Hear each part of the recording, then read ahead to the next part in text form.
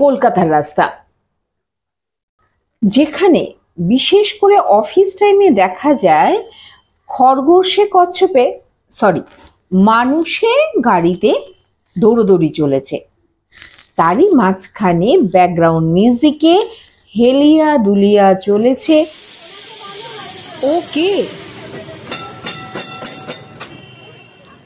আবার কে nostalgic tram যেন প্রপিতামহের দায়িত্ব পালন করে চলেছে। 1873 সালে প্রথম শুরু হয়েছিল ঘোড়ায় টানা ট্রাম। আজ ইলেকট্রিকের তারে ঝুলতে ঝুলতে সে কিছুটা কেতাদুরস্ত হবার চেষ্টা করছে বটে, কিন্তু ইঁদুর দৌড়ে সবাই কি আর সামিল হতে পারে? তাই ট্রাম গাড়িটাও নিজের ছন্দের বাইরে বেরোতে পারেনি আজও। কিন্তু তার চলনে বলনে ঐতিহ্যের গাম্ভীর্য দুরন্ত সময়কেও আবেগপ্রবণ করে দিতে পারে। তাই তো আমরা রাস্তার ধারে দাঁড়িয়ে ট্রামের চলে যাওয়া দেখি।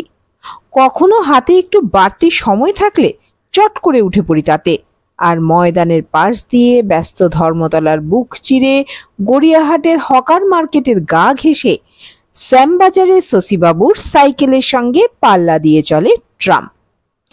পরিবেশ দূষণের মাত্রা যখন মাথার উপর রক্তচক্ষু দেখাচ্ছে, তখন পরিবেশ বান্ধব এই যান তার দায়িত্ব পালন করে চলেছে নীরবে।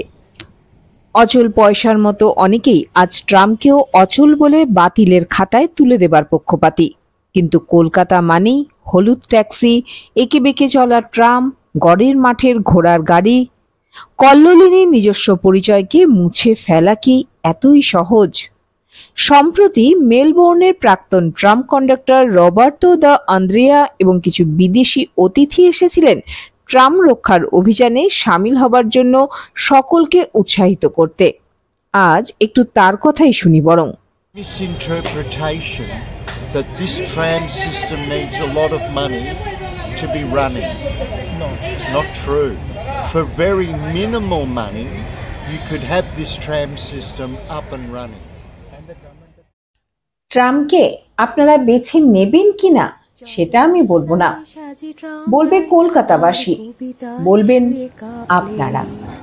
আহা উত্তাপ কত সুন্দর তুই থার্মোমিটারে মাপলে, ইয়া টুকটাক জিয়া নস্টাল মিঠে কুয়াশায় ভেজা আসতিল, আমি ভুলে যাই কাকে চাইতাম আর তুই কাকে ভালোবাসতি।